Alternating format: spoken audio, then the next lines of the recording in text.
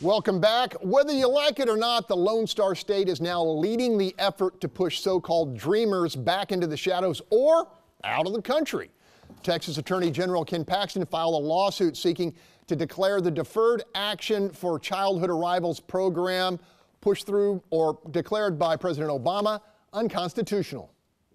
Left intact, DACA sets a dangerous precedent by giving the executive branch sweeping authority to ignore the laws enacted by Congress and change our nation's immigration laws to suit a president's own preferences. Now, Paxton and several other states also argue that DACA leads to additional costs in health care, law enforcement, and education. Panel, what's your point? I'm going to go with our constitutional scholar, Craig Jackson. Wow. That's quite an introduction. No, I'm shocked by this case. They filed it in May. The thing about it is that it's one of those classic cases where it depends on where you are politically. You have a different opinion about it, because when it goes to the Supreme Court, it's going to be a liberal conservative, especially with Brett Kavanaugh's on the Supreme Court.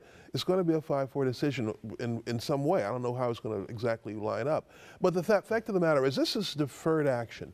This is basically discretion on the part of the enforcers. And the president, the executive, has the authority to do that. That's what Paxton and his brief does not really say. The president does have, the executive has the authority to not enforce, to prioritize, because they're much higher priority issues when it comes down to immigration than kids who are doing PhDs at Rice. All right, Bob Price, you think Paxton is in the right, and do you think he's going to win? Well, first I'd say Judge Andrew Hanen would disagree with you on your analysis on that. He's already ruled that DAPA was unconstitutional because of the fact that it was a executive action and unauthorized, that even President Obama said he didn't have the authority to do, an unauthorized action that expended money without congressional approval, that created policy without congressional approval. It's the exact same argument for DACA from a legal perspective. Let's put this matter back into the hands of Congress, where it should have been in the first place, and let them resolve the issue. Okay, I asked the question, do you think the suit filed by our Attorney General in Texas represents the will of the majority of the people of Texas? Not at all. And in fact, most surveys indicate that the one group of immigrants that all parties support are DACA recipients. It's pretty simple. I mean, that's straightforward. On top of it, nobody likes Paxton because he's dirty. He's losing by about, in some surveys he's losing. Why? Because he's crooked. On top of it, Trump called him. Trump called him and said, good boy, good job, continue my oppression. He hasn't called Lion Ted to endorse him yet. So what's funny is that he skipped the Canadian and went straight to the oppressive Texan, who is basically using his position to waste our tax money, to waste our time. And at the end of the day, if he's got a beef with executive orders, Trump's done more executive orders than anyone before him. Jessica Colon. I agree with him.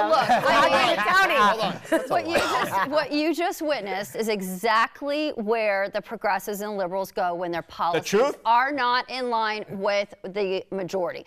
You just heard a ton of spewed rhetoric out of Tony, who I respect, but the bottom line here is that this policy is out of order, and Paxton absolutely has a case. He said the hearing went well, and this is not constitutional because Congress didn't pass it. And like I support everything Bob said.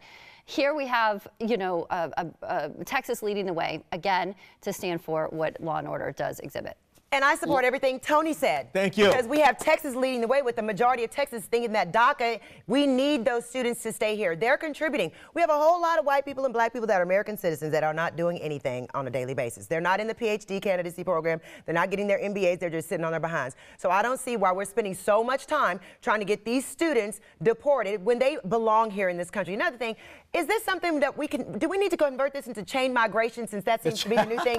As long as you come here under suspicion, if you're the first lady, maybe you should chain your parents in here. So maybe we should just convert the DACA kids to chain migrants. All right, quickly, Bob. I got lost in all of that. This isn't just Texas's battle against the federal government. There were 11 other states that were on this lawsuit as well, and it does represent the will of the people in terms of wanting constitutional law. But if it's 11 states out of 50, that's not really the will of the people. Exactly. That's the will of 11 states. I'm going to switch gears real quick. Meantime, Attorney General Jeff Sessions was in Houston Friday talking to law enforcement officers about the importance of stiffening border security and immigration policy to reduce crime.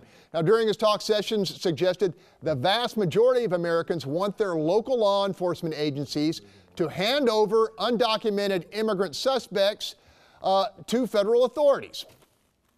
80% of Americans believe that cities should turn over criminal aliens to immigration officials. Why would they not?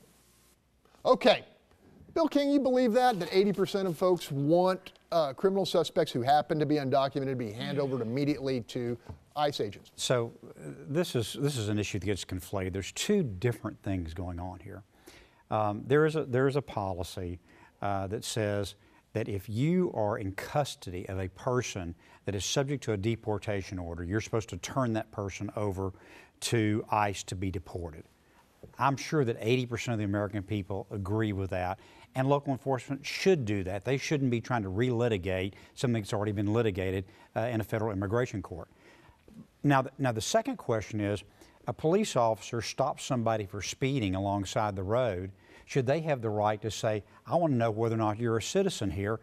That is a terrible idea for a whole lot of reasons, not the least of which, if they determine that they're not a citizen, what are they going to do with them? I mean, you can't go put them in jail for that. So the idea that local law enforcement ought to be enforcing immigration laws on the street is a terrible idea. The fact that they ought to turn over people that are in custody already, they're subject to deportation, absolutely that needs to be done. I had to let Tony in here. I'm going to save time for Bob and probably get back to... It's pretty simple. No guacamole for immigrant haters. I can't believe Houston tolerated this racist, this anti-gay fool for coming into town. And I'm disappointed that El Tiempo served him food. They stuck guacamole down his throat. I am disgusted with our own people that turn against ourselves because we're letting a guy like this put families that look like us into jails.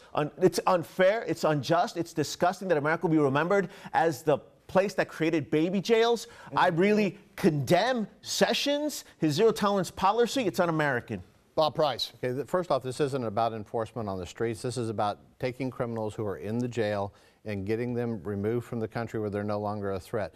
Every week in this country, cities across the state are releasing violent criminals, people that beat their wives, people that are assaulting people, people that are raping people, and letting them go. And ICE officers then have to go out into the streets where it's much more dangerous for them, it's much more dangerous for the community, and have to make the arrest on the street instead of a peaceful transfer inside a jail. Okay, I've got 10 seconds. Craig, you have anything to add to that? I think it's basically unconstitutional to require local governments to enforce federal law. And the Supreme Court has spoken on this on several occasions. You can't do it. Okay, we're going to leave it right there. I'm sure we'll talk about it again. Still ahead, our panel answers that important question. What did we miss? So stay with us.